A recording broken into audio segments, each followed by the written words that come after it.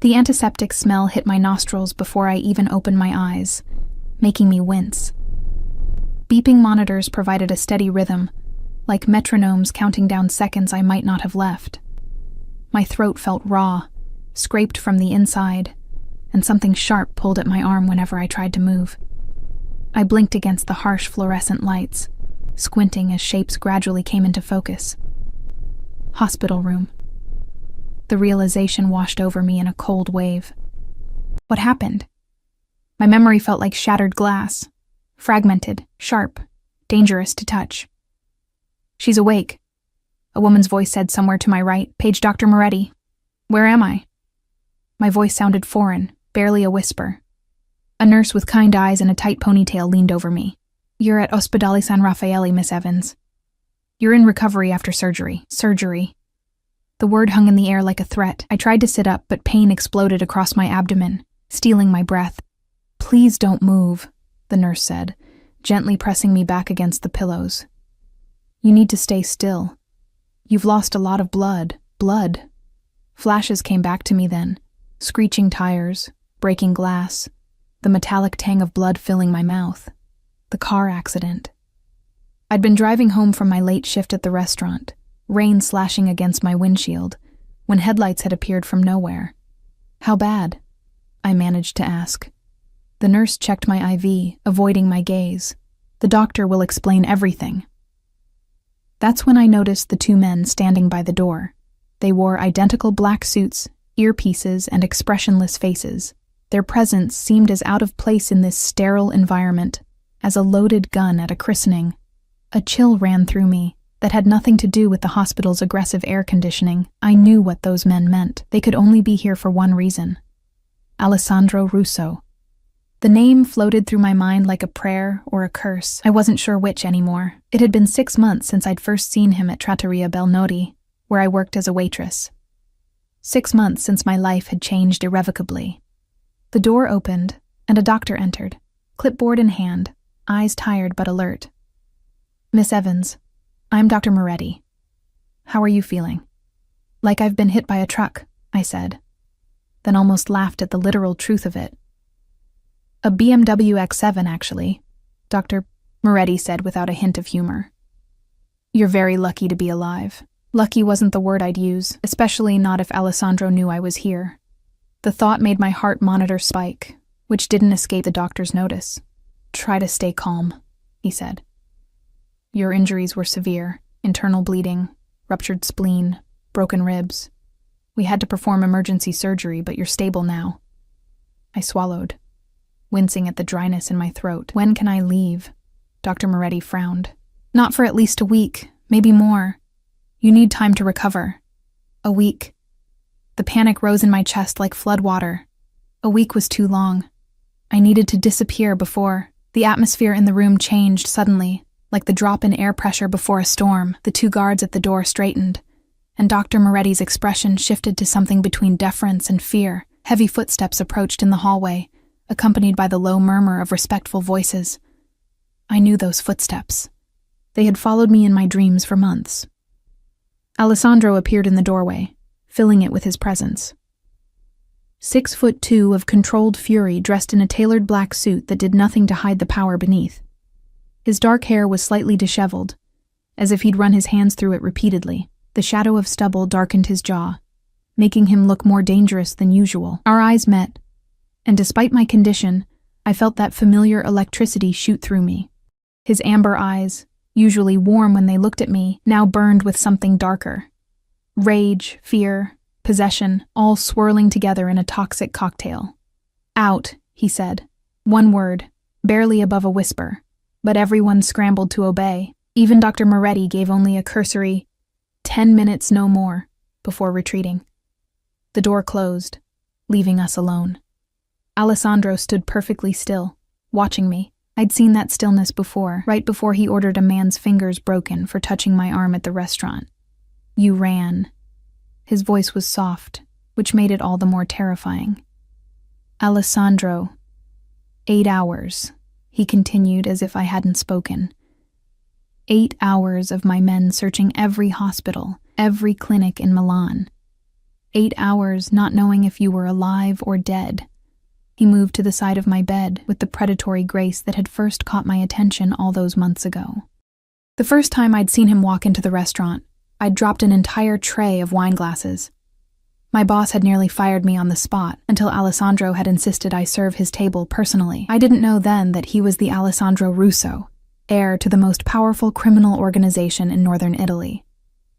I just knew he was the most beautiful man I'd ever seen. "I'm sorry," I whispered, not even sure what I was apologizing for. Running away? Getting caught? Nearly dying? Alessandro sat on the edge of my bed, careful not to jostle me. Up close, I could see the toll the night had taken on him.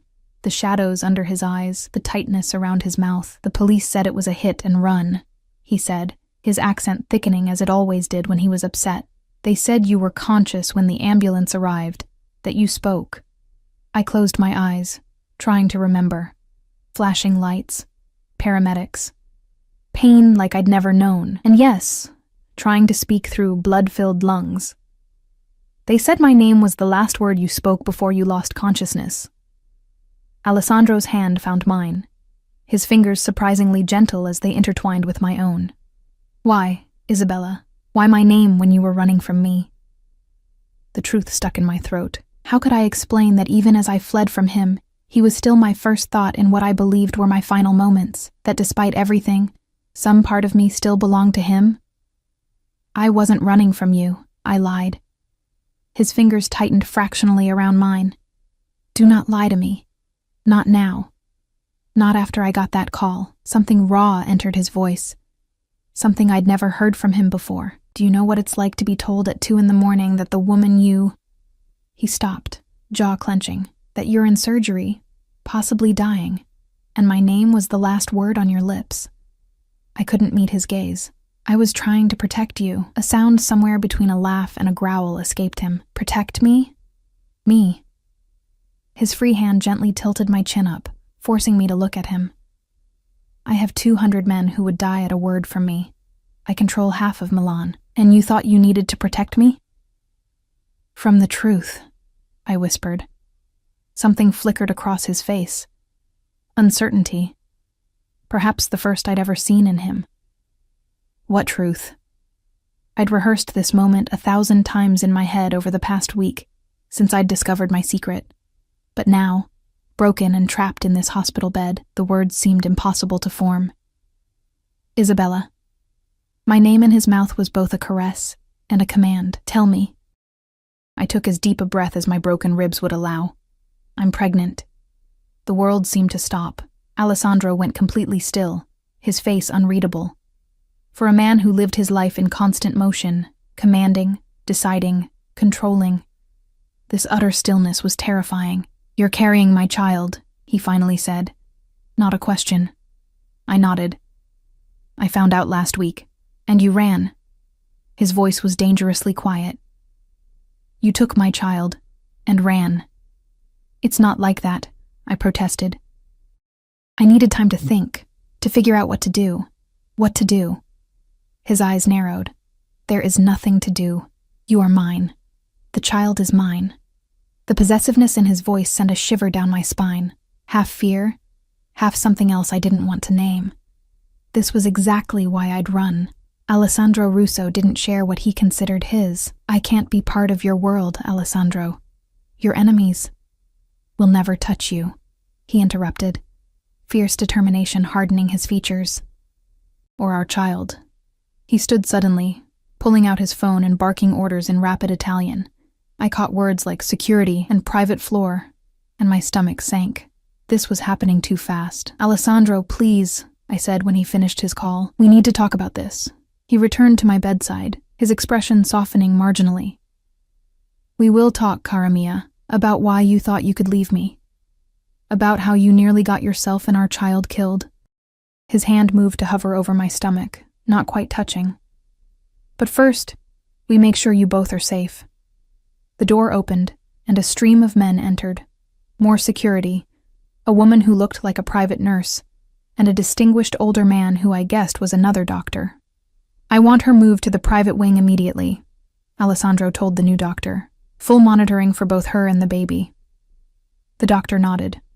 Of course, Mr. Russo. We've already prepared the suite. As the room bustled with activity around us, Alessandro leaned down, his lips brushing against my ear. You thought you could escape me, Isabella?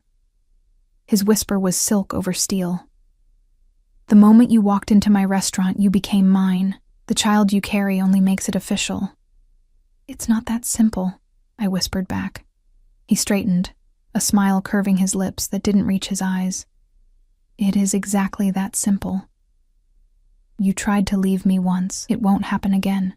As they prepared to move me, I caught sight of Alessandro giving instructions to one of his men, who nodded gravely. I'd seen that look before. Someone was going to pay for my accident. The thought should have horrified me, but a small, dark part of me felt something else. Protection. Possession. Power. This was what I'd run from, not just Alessandro, but who I became when I was with him. The way the darkness in him called to something I'd never known existed in me. As they wheeled me out of the room, Alessandro walked alongside, his hand not leaving mine.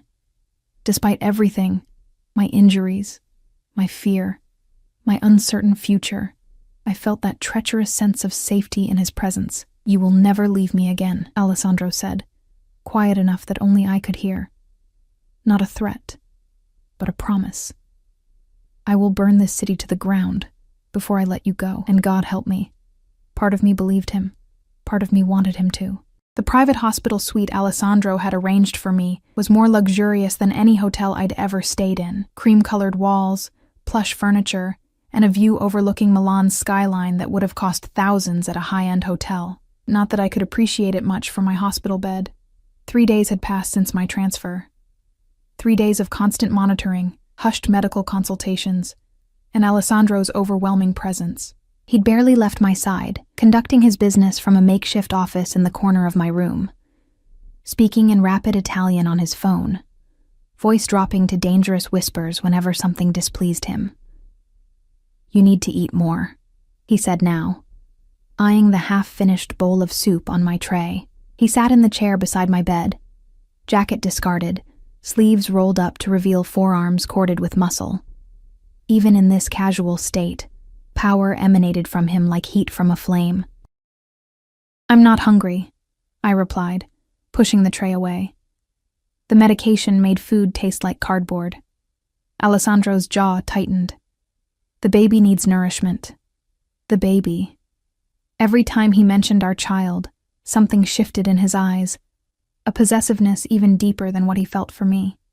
It terrified and fascinated me in equal measure. The doctor said I'm doing fine, I countered. Both of us are. Fine is not enough. Alessandro pushed the tray back toward me. 3 more bites, at least. I sighed, but picked up the spoon again. This was the new normal. Alessandro micromanaging every aspect of my recovery, from my medication schedule to my meal plans to the room's temperature. Any attempt at independence was met with that dark look that brooked no argument. As I forced down another spoonful of lukewarm soup, my eyes drifted to the 2 guards positioned outside my door, visible through the glass panel. They hadn't moved in hours, like statues in expensive suits. Are they really necessary? I asked, nodding toward the men. Alessandro didn't even look up from the document he was reviewing. Yes. We're in a hospital, Alessandro. A private floor with restricted access. Who could possibly? The driver of the car that hit you is still out there. He cut me off, his accent thickening as it always did when he was angry. Until I know who was behind it, you don't go anywhere without protection. A chill ran through me. You think someone targeted me deliberately? His eyes met mine, and the coldness in them made me shiver. The accident happened 2 hours after you left my house, on a deserted road. The driver didn't stop, didn't call for help. You think this is coincidence? I hadn't considered that possibility. In my mind, it had been just bad luck, wrong place, wrong time. But Alessandro lived in a world where there were no accidents, only calculations. Who would want to hurt me? I asked, my voice smaller than I intended. Alessandro set down his papers, giving me his full attention. Someone wanting to hurt me, cara mia, and they nearly succeeded. The intensity in his gaze made me look away. It was too much sometimes, being the focus of a man like him. like staring directly at the sun. "What aren't you telling me?" I asked. He was silent for so long, I thought he wouldn't answer. Finally, he stood, moving to the window with his back to me. Against the backdrop of Milan's skyline, his silhouette looked imposing, shoulders broad beneath his crisp white shirt. "There's been a power struggle within the Calabrian families," he said eventually. "Territories in dispute, business arrangements questioned." I knew enough about Alessandro's world to understand what business arrangements meant. Though he owned legitimate enterprises, restaurants, nightclubs, shipping companies, they were merely the facade for the empire his grandfather had built and his father had expanded. An empire Alessandro now controlled with ruthless efficiency. And they would target me to get to you? The thought made my stomach turn. It would not be the first time enemies have tried to use personal attachments against me. Something haunted flickered across his face, though they usually have better intelligence. Meaning, Alessandro turned back to me.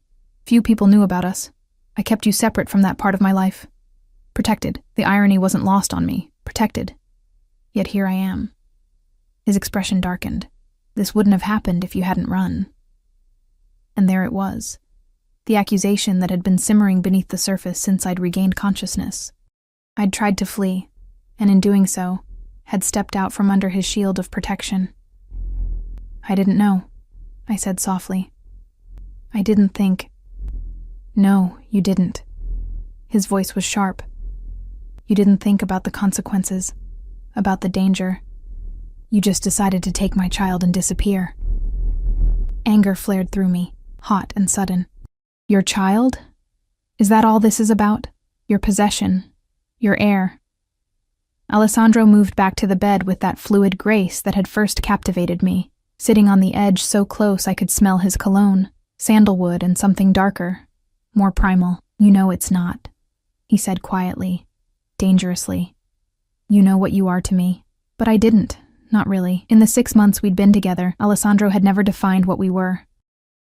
He'd pursued me relentlessly after that first night at the restaurant, showering me with attention, drawing me into his orbit until I was spinning helplessly around him. He'd made me his in every way a man could make a woman his, but he'd never once spoken of love. "Tell me then," I challenged, the words escaping before I could reconsider. "What am I to you, Alessandro?" His hand found mine, fingers interlacing with practiced familiarity. "Everything," he said simply, as if it were obvious. "You are everything." It wasn't the declaration I'd been hoping for, but from a man like Alessandro, perhaps it was as close as I would get. A man who had been taught since childhood that emotions were weakness, that vulnerability was death. "Is that why you kept me hidden away?" I asked. "Because I'm so important?" His grip tightened. "I kept you separate to keep you safe. My world is not kind to outsiders." "And now?" Alessandro's thumb traced circles on my palm, the gesture at odds with the intensity in his eyes. "Now everyone will know you are under my protection. Now no one will dare touch what's mine." Before I could respond, a soft knock came at the door. One of Alessandro's men entered, leaning in to whisper something in his ear. I watched Alessandro's expression harden, a muscle ticking in his jaw. "Are you certain?" he asked, receiving a nod in response. "Bene, bring the car around." "I'll be down in 20 minutes. The man disappeared as silently as he'd arrived, leaving us alone again. Alessandro stood, straightening his cuffs with deliberate precision. "You're leaving?" I asked, hating how vulnerable I sounded. "There's business I must attend to." His voice had changed, become colder, more distant. The voice he used when he stepped back into his other role, not my Alessandro, but Alessandro Russo, heir to the Russo crime family.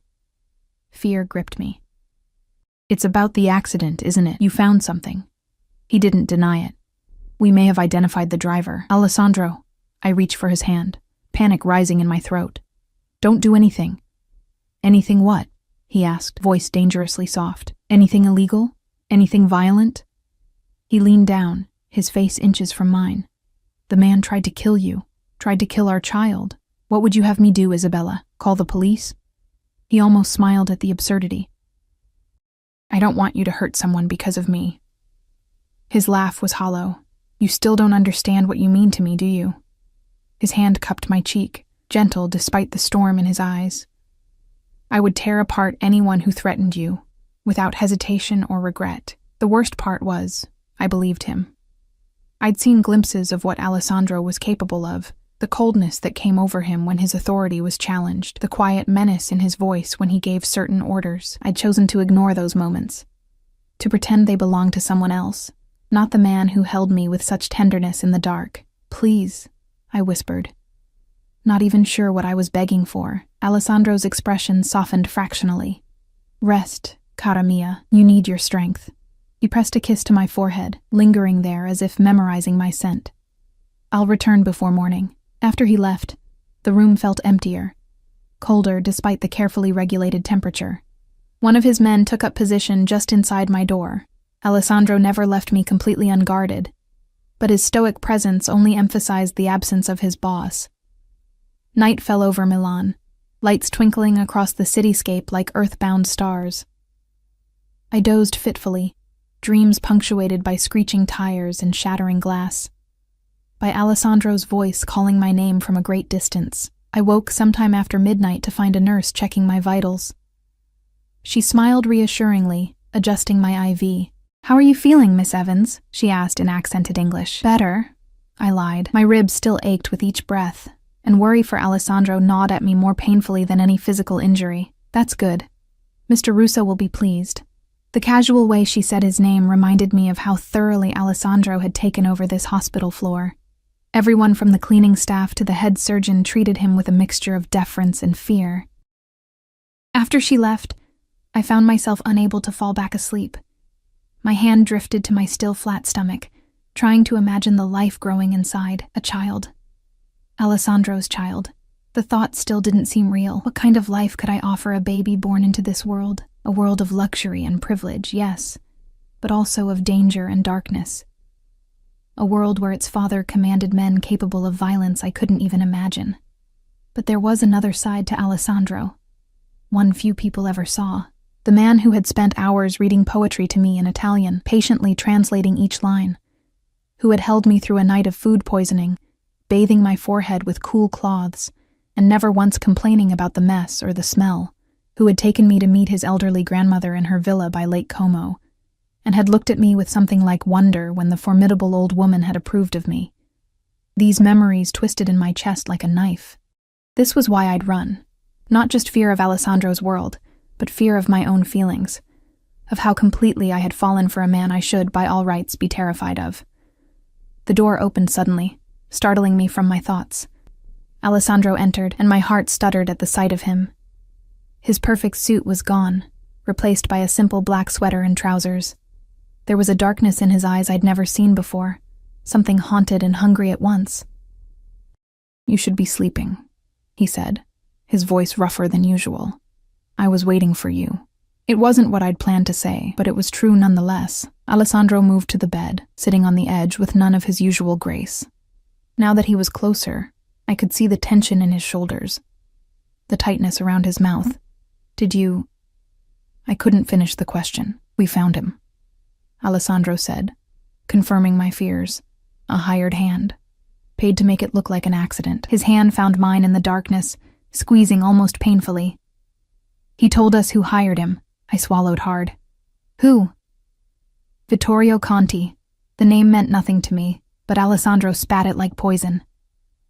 A business associate who thought he could use you to send me a message. The clinical way he described it made me shiver. A message? That I have vulnerabilities. His eyes met mine, filled with an emotion I couldn't name. That I can be hurt through them. And did you... Again, I couldn't finish. Alessandro's smile was cold, nothing like the warm ones he reserved for me in private moments. Conti will never threaten anyone again. I should have been horrified, should have recoiled from the implication in his words. Instead, I felt a treacherous relief knowing the threat was eliminated, knowing Alessandro had ensured our safety in the only way he knew how. Come here, I whispered, shifting painfully to make room beside me on the bed. Alessandro hesitated, then carefully arranged himself next to me. Mindful of my injuries, his arm slid beneath my shoulders, cradling me against his chest, where I could hear the steady rhythm of his heartbeat. "I thought I'd lost you," he murmured into my hair, "when I got that call, when they said you might not make it through surgery. I've never known fear like that." The admission shocked me. Alessandro Russo didn't admit to fear, to weakness of any kind. "I'm still here," I said softly. His hold tightened fractionally. "You tried to leave me." There was no accusation in his voice now, only a raw vulnerability that made my throat tight. "I was scared," I confessed. "Not of you, but of how much I needed you. Of what that meant for me, for my life. And then when I found out about the baby, you thought I wouldn't want it."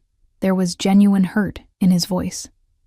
"I thought you might see it as an obligation, another possession, not as a miracle." Alessandro finished for me, his voice so low I barely heard it. His hand moved to rest over my stomach, warm and protective. "That's what you are to me, Isabella, you and this child, a miracle I never thought I deserved." The words hung in the air between us, more intimate than any declaration of love. In Alessandro's world, where everything had a price, where loyalty was bought and sold like any commodity, the concept of something undeserved, something given freely without expectation, was perhaps the closest thing to sacred he understood. "Stay with me," he said. And it wasn't a command this time, but a request. "Not because I'm forcing you, not because of the baby. Stay because you choose me, as I've chosen you."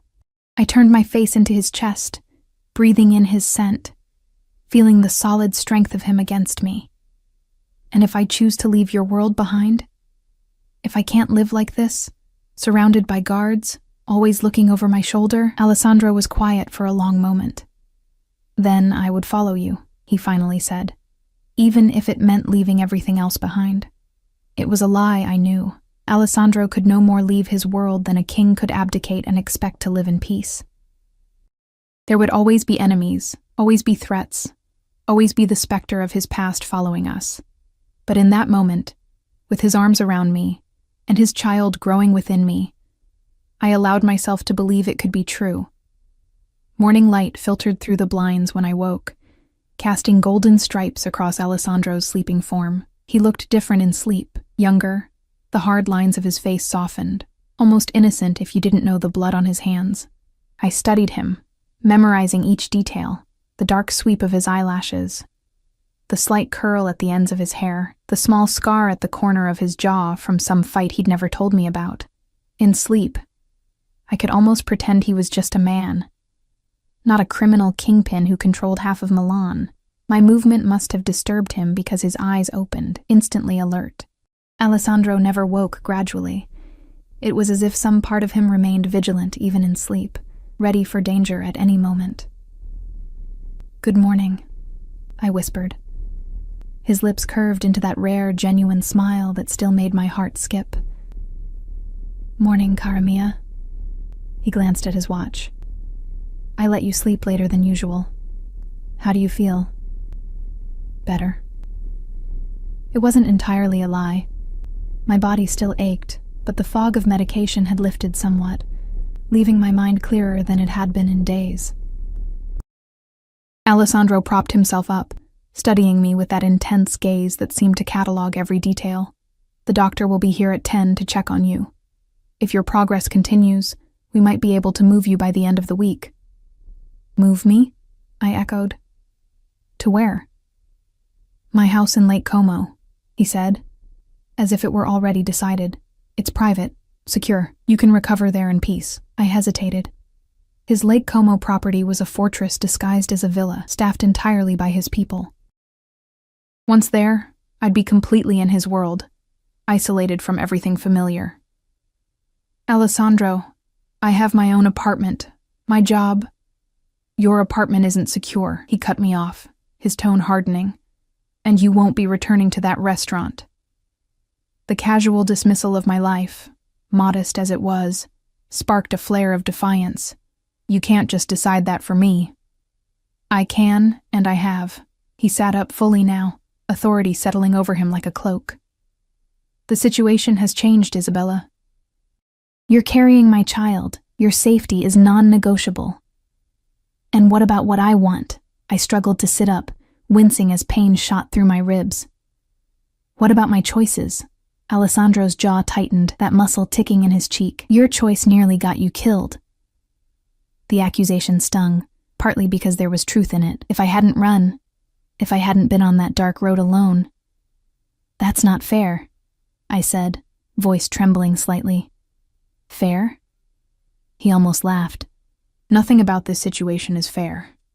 Nothing about my life has ever been fair. Alessandro ran a hand through his hair, a rare gesture of frustration. I didn't ask to be born into this family, this legacy, but I've done what was necessary to protect what's mine, including you. There was that word again, mine, as if I were another asset in his portfolio, another territory to be defended. I'm not one of your possessions, Alessandro. His eyes darkened. No, you're much more valuable. Before I could respond, a knock came at the door. One of Alessandro's men entered, his expression grim. Scusa, boss. You're needed downstairs. Now.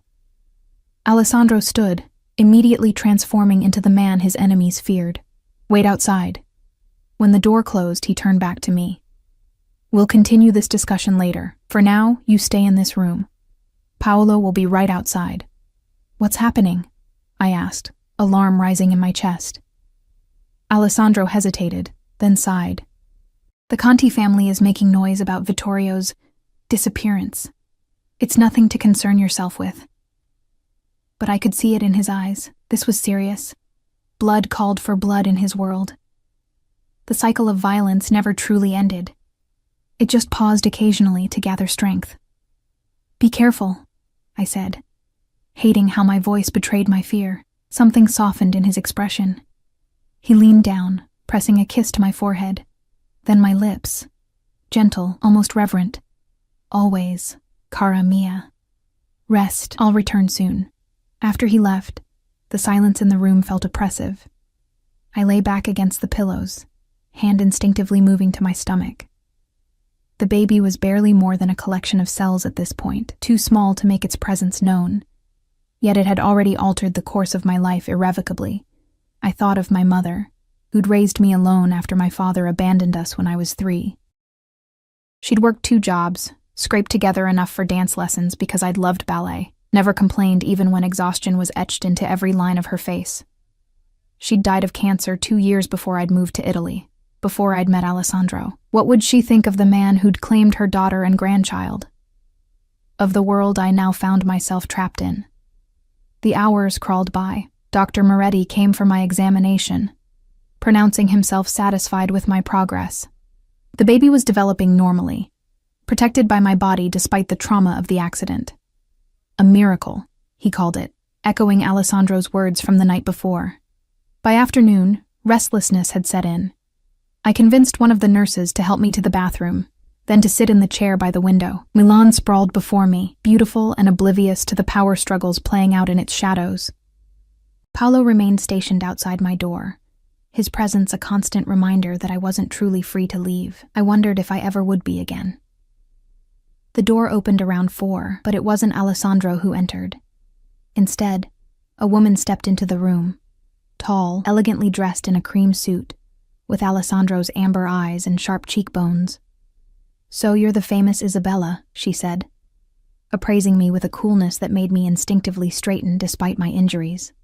I'm Sofia, Alessandro's sister. I'd heard of her, of course. Alessandro rarely spoke of his family, but I knew Sofia ran the legitimate side of the Russo businesses, the restaurants, the import company, the real estate holdings. The public face that allowed the darker operations to remain hidden. He didn't mention you were coming, I said, suddenly conscious of my hospital gown and unwashed hair. Sofia's smile didn't reach her eyes. My brother doesn't tell me everything, nor I him. She moved into the room with the same fluid grace Alessandro possessed, a family trait perhaps. I came as soon as I heard what happened to Vittorio Conti. My heart rate quickened. I don't know anything about that. Of course you don't. She sat in the chair opposite me, crossing her legs. Alessandro would never burden you with such unpleasantness. There was something in her tone, not quite mockery, but close, that raised my defenses. What do you want, Sophia? She studied me for a moment, head tilted slightly. Curious. I see now why my brother is so fascinated by you. You have spirit. I'm not a curiosity to be studied, I snapped. No? Her eyebrow arched. That's exactly what you are to our family, Isabella. An anomaly. Alessandro has never brought a woman into our world before, never risked exposure for someone outside the family. I didn't ask to be brought into your world. Yet here you are. Sophia leaned forward, and now, I hear, carrying the next generation of Russos. The way she said it made my skin crawl, as if my baby were merely a continuation of a dynasty, not a person. What I want, Sophia continued, is to understand what my brother sees in you that's worth upending decades of tradition, worth starting a war with the Conti family. A war? Fear coiled in my stomach. What are you talking about? Sophia's expression revealed nothing. Vittorio Conti wasn't just anyone. He was next in line to lead their family. His death won't go unanswered. I felt suddenly cold despite the warmth of the room. Alessandro said it was handled. My brother sees what he wants to see. Sophia stood, smoothing her immaculate suit. He believes his love for you justifies any action, any consequence. He doesn't see that his enemies will use that love against him, against all of us. You think I'm a weakness, I said, understanding dawning with sickening clarity. I think you're a liability, she corrected. One we can't afford right now. What are you suggesting? That I leave? Disappear? My voice rose despite my effort to remain calm. That's exactly what I tried to do. And look what happened. Sophia's expression softened fractionally, the first genuine emotion she'd displayed. I don't want to see my brother destroyed, Isabella. Not even for love. Especially not for love. Before I could respond, the door opened again, and Alessandro himself entered. He stopped short at the sight of his sister, his expression hardening instantly. Sophia, what are you doing here? The siblings stared at each other, some unspoken communication passing between them that I couldn't decipher. Finally, Sophia smiled, once again the polished businesswoman. Just getting to know Isabella. She's lovely, fratello mio. I can see why you're so invested. Alessandro's eyes narrowed. We'll discuss this later. I'm sure we will. Sophia turned to me, inclining her head slightly. Rest well, Isabella. I'm sure we'll be seeing more of each other. After she left, tension radiated from Alessandro in palpable waves. What did she say to you? I hesitated, uncertain how much to reveal. She's worried about you, about the consequences of what happened with Conti. Alessandro cursed under his breath. Sophia should mind her own business. This isn't her business, your family, your safety. He moved to the window, looking out at the city with hands clasped behind his back. The Contis have been dealt with. There won't be repercussions. That's not what Sophia thinks. Alessandro turned back to me, his expression unreadable. My sister sees threats everywhere. It's what makes her good at what she does, but in this case, she's wrong. I wasn't sure I believed him. The certainty in Sophia's voice had been too convincing, her concern too genuine beneath her cool exterior. Alessandro, I said carefully, what would happen if I just disappeared? If I went somewhere no one could find me, where no one would associate me with you? His expression darkened instantly. Is that what Sophia suggested? That you leave? No, because it doesn't matter. He closed the distance between us, kneeling beside my chair so our faces were level. There is nowhere you could go that I wouldn't find you. No place far enough. No identity convincing enough. I would turn this world upside down to bring you back to me. The intensity in his eyes should have frightened me. Instead, it sent a treacherous warmth through my veins. Even if staying puts you in danger, I whispered. Alessandro's hand found mine, fingers interlacing. I've been in danger my entire life, Isabella. It's the one constant I can rely on. His other hand moved to my cheek, cradling it with surprising tenderness. But I've never had someone, worth the risk before. The next morning brought rain, droplets sliding down the windows like tears. blurring the Milan skyline into a watercolor of grays and muted colors. I watched them from my bed, tracing their paths with my finger against the cool glass. 1 week had passed since my accident, since Alessandro had found me clinging to life in this hospital. Dr. Moretti had visited earlier, pronouncing me well enough to be discharged tomorrow. Not to my apartment. That option had never truly been on the table, but to Alessandro's Lake Como villa, my gilded cage, albeit one with spectacular views and every luxury imaginable. The door opened, and Alessandro entered, bringing with him the scent of rain and expensive cologne.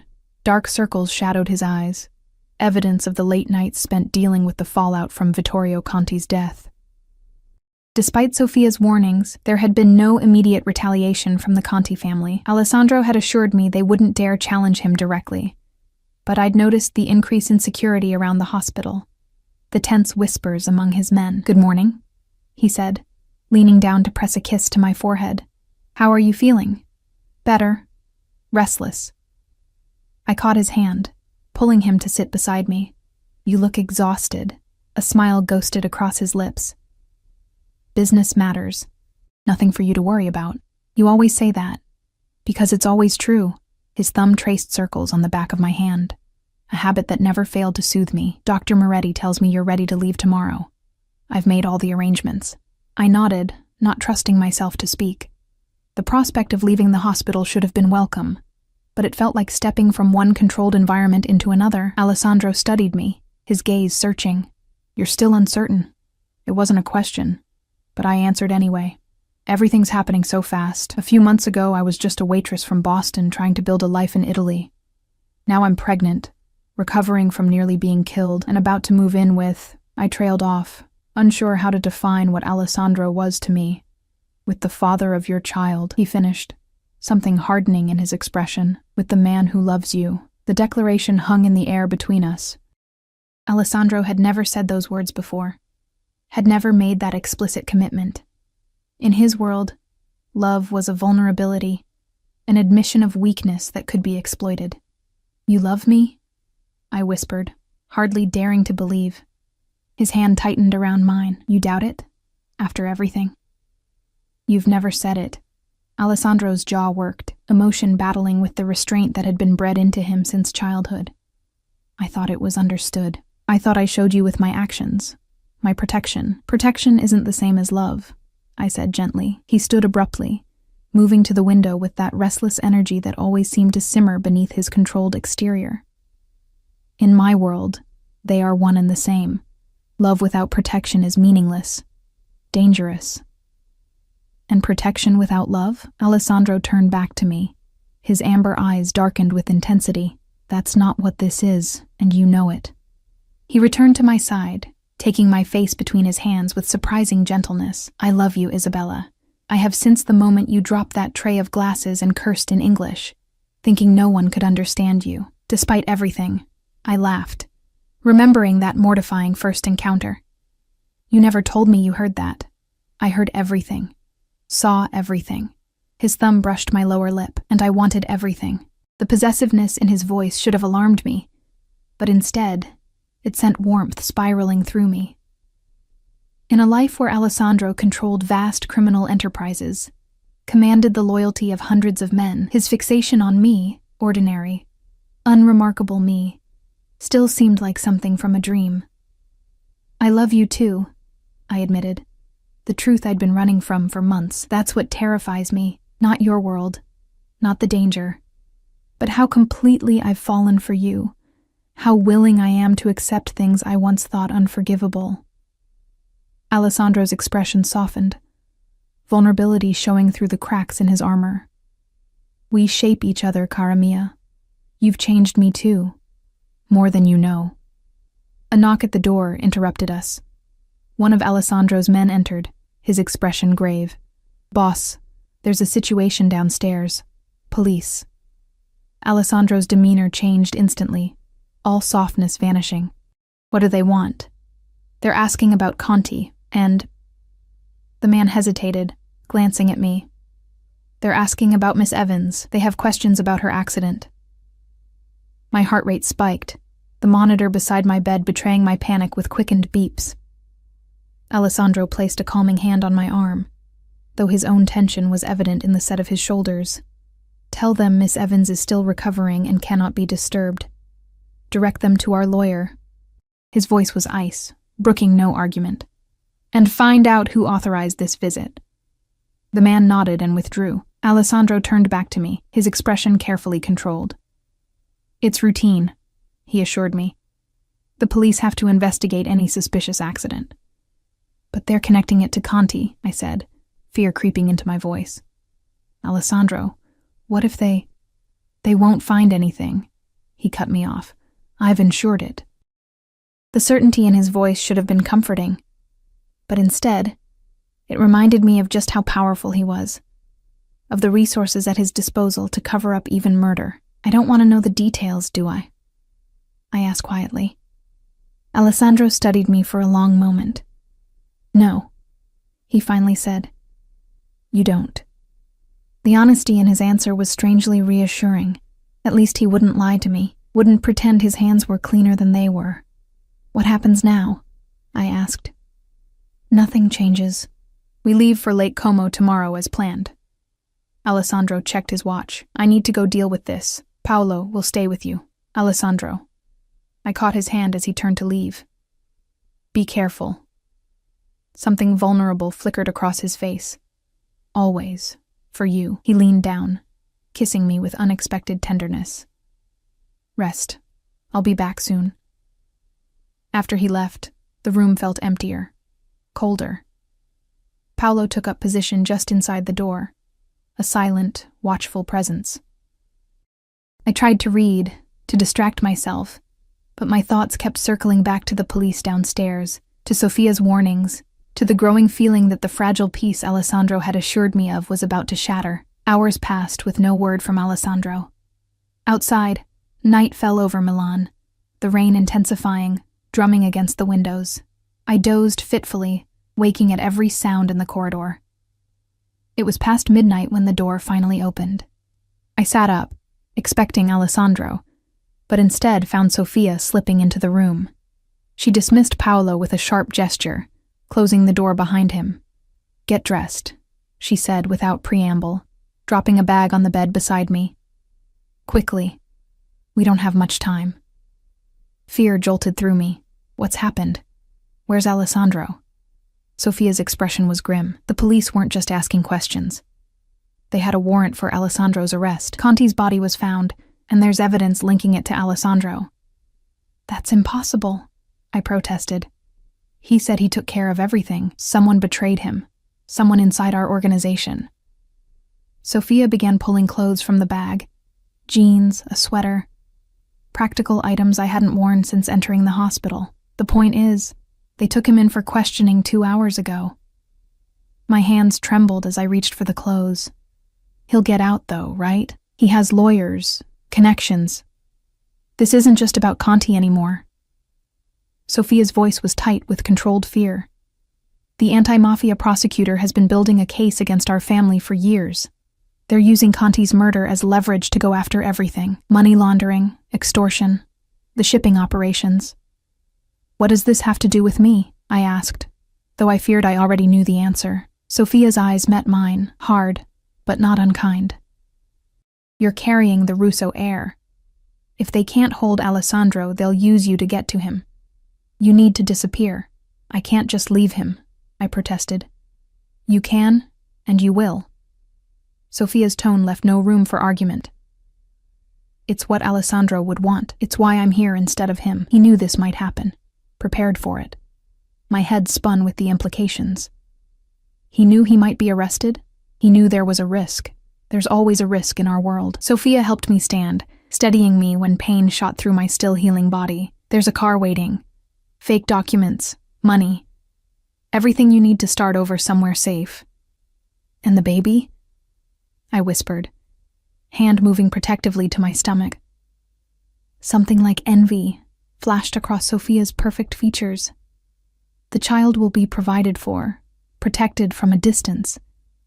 But no one can know it's a Russo, not while this investigation is ongoing. Tears burned behind my eyes. How long? Sophia's expression softened fractionally. I don't know. Months. Years, maybe. Years? The word felt like a physical blow. I can't. Alessandro wouldn't want. What Alessandro wants is for you and his child to be safe. Sophia's hand found mine, surprising me with the gesture of solidarity. He loves you, Isabella, more than I've ever seen him love anything or anyone. Don't make his sacrifice meaningless. I closed my eyes, feeling the weight of an impossible choice crushing down on me. To stay would be to risk everything. My freedom, my child's safety, Alessandro's focus when he needed it most. To leave would be to tear my heart in two. To walk away from the man I loved when he faced his darkest hour. There's no other way? I asked, a final, desperate hope. Sophia shook her head. Not if you want to keep your child safe. Not if you want Alessandro to fight without distraction. I took a deep breath, feeling something harden within me, a resolve I didn't know I possessed, born perhaps from the knowledge that I now carried a life that depended entirely on my choices. Where will I go? Relief flickered across Sophia's face. Somewhere no one would think to look for the lover of an Italian mafia heir.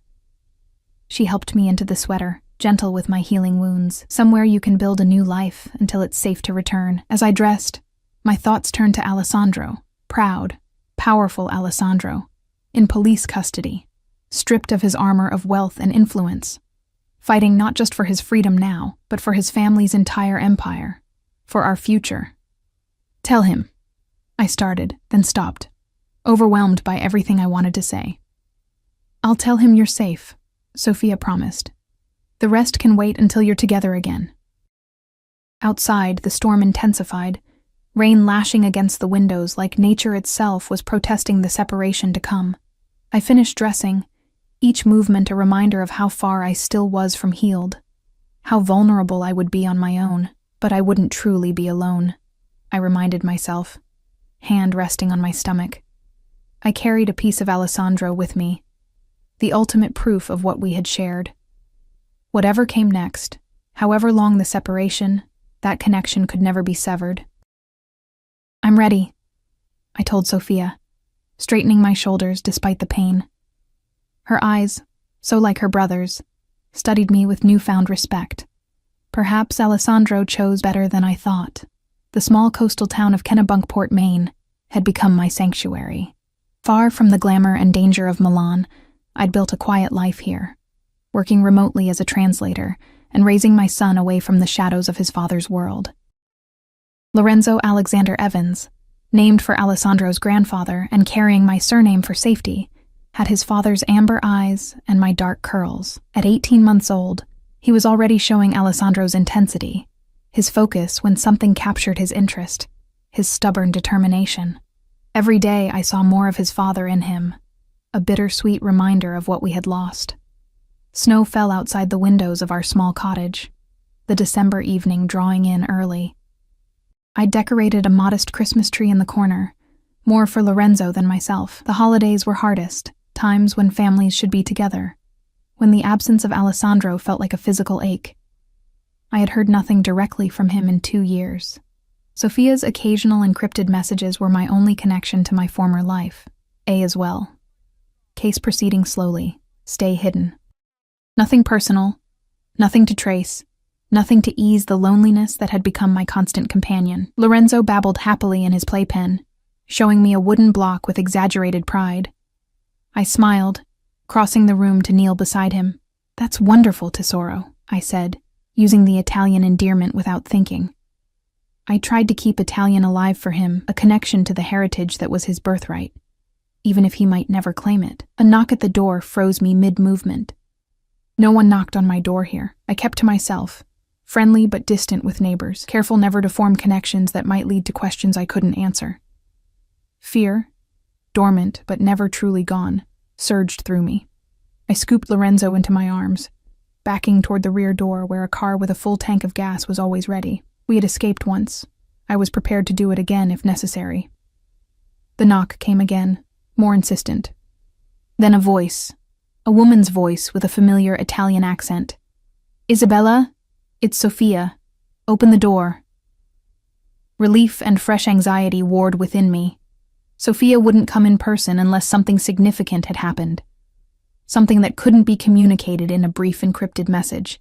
I carried Lorenzo to the door, my heart pounding as I peered through the peephole. Sophia stood on my porch, wrapped in an elegant wool coat, snow dusting her dark hair. Alone, as far as I could see. I unlocked the door with trembling fingers. "Sophia? What's happened? Is Alessandro—" "He's fine," she interrupted, stepping inside and quickly closing the door behind her. Her eyes immediately went to Lorenzo, widening slightly. "So this is my nephew." Lorenzo regarded her with solemn curiosity, his head tilting in a gesture so reminiscent of his father that my chest ached. "Why are you here?" I asked, unable to keep the fear from my voice. Sophia removed her gloves, her movements precise and deliberate as always. "The case against Alessandro has been resolved." "Resolved?" I repeated, hardly daring to hope. "What does that mean?" "It means the primary witnesses against him have recanted their testimony. The prosecutor has dropped the most serious charges. What remains is manageable." I sat heavily on the nearest chair, clutching Lorenzo closer. "How?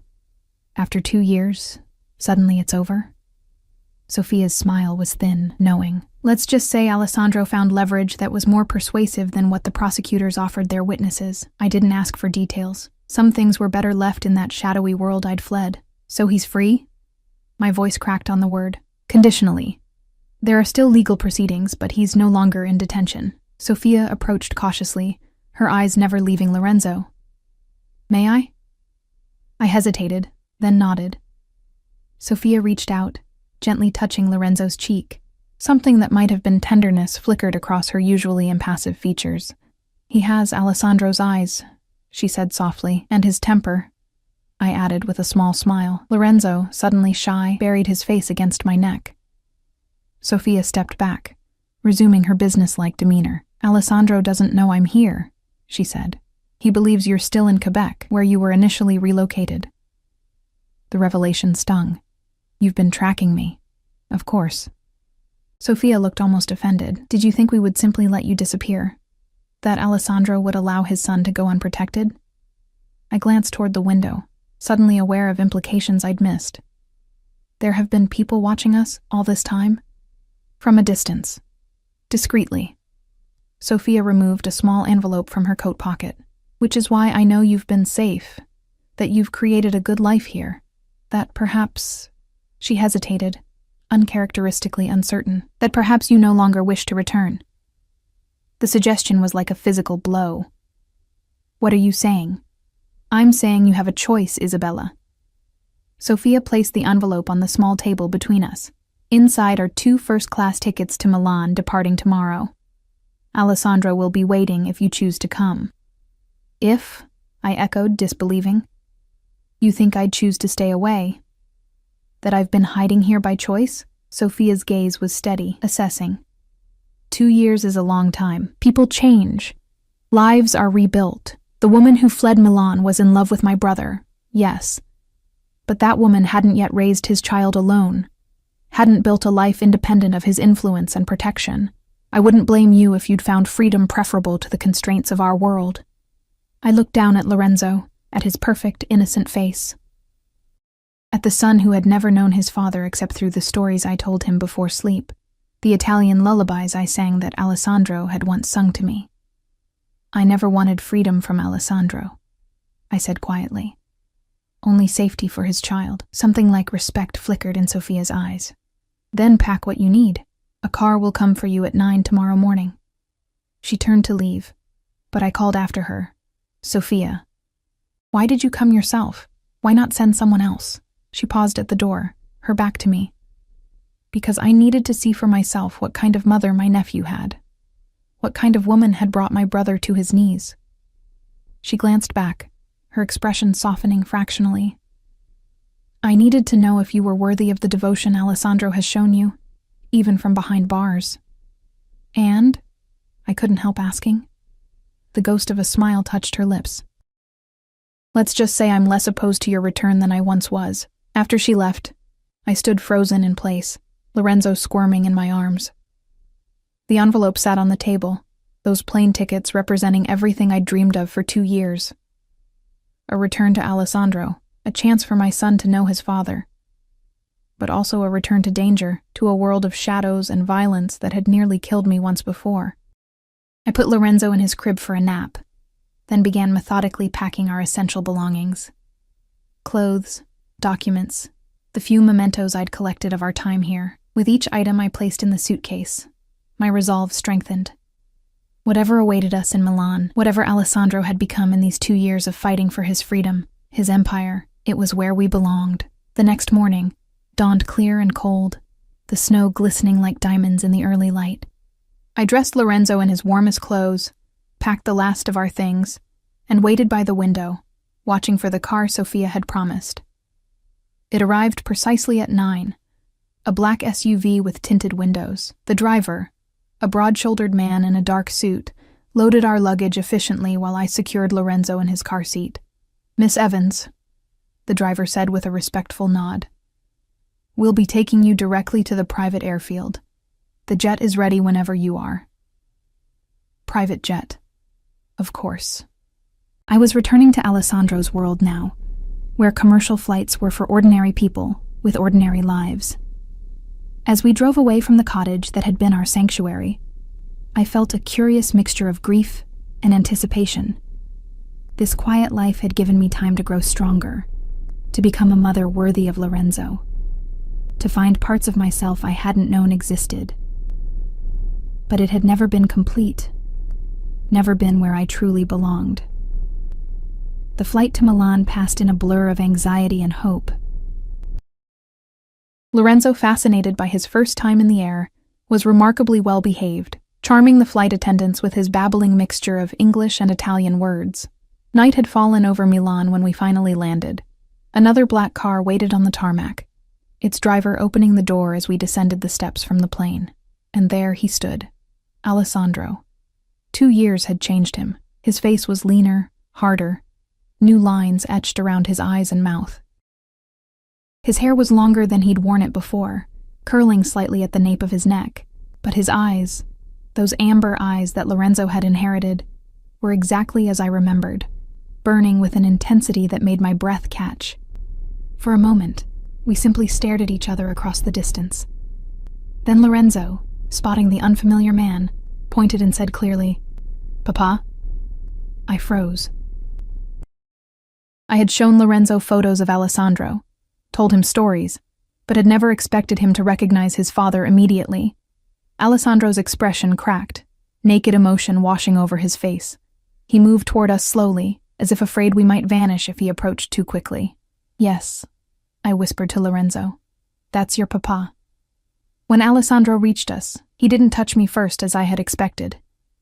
Instead, with reverent hands, he reached for his son. Lorenzo, normally shy with strangers, went to him without hesitation, as if some primal recognition passed between them. Alessandro held his son for the first time, his eyes closing briefly as if in prayer. When he opened them again, they shone with unshed tears. "He is perfect," he said, his voice rougher than I remembered. "Mio figlio," my son. Only then did his eyes meet mine again. "Isabella." My name on his lips sounded like coming home.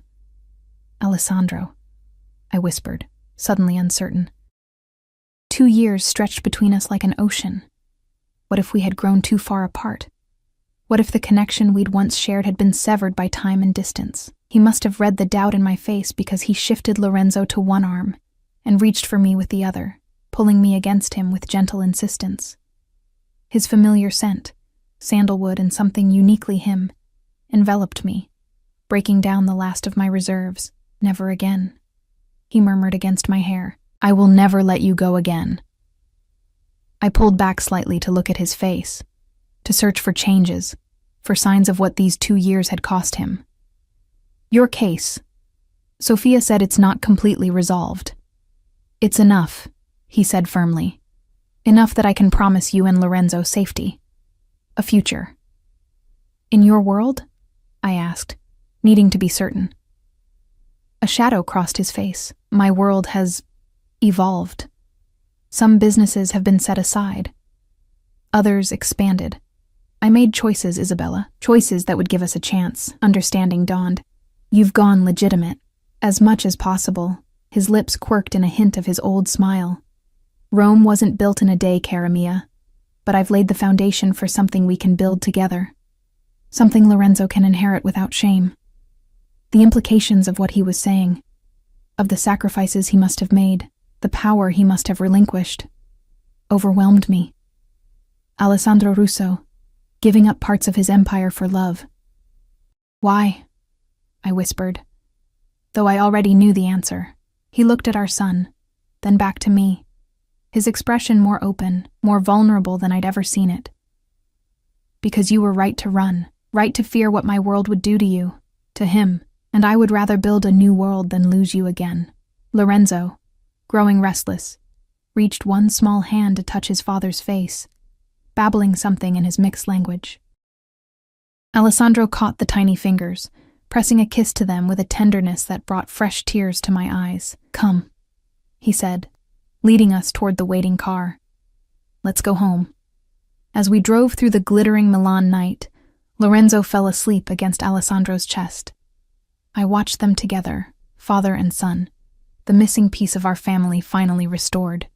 Whatever came next, whatever remnants of Alessandro's past still needed resolving, whatever challenges awaited us, we would face them together. Not as the vulnerable girl and the powerful mafia boss who had first met in that restaurant 2.5 years ago, but as equals who had each sacrificed, each suffered, each grown stronger in our time apart. I love you, Alessandro said quietly, as if reading my thoughts. More now than before, if that's possible. I laid my head on his shoulder, feeling for the first time in years that I was exactly where I belonged. I love you too, I whispered. Enough to start over. Enough to try again. His arm tightened around me, and I knew that whatever world Alessandro had built for us, whatever compromises he had made between his past and our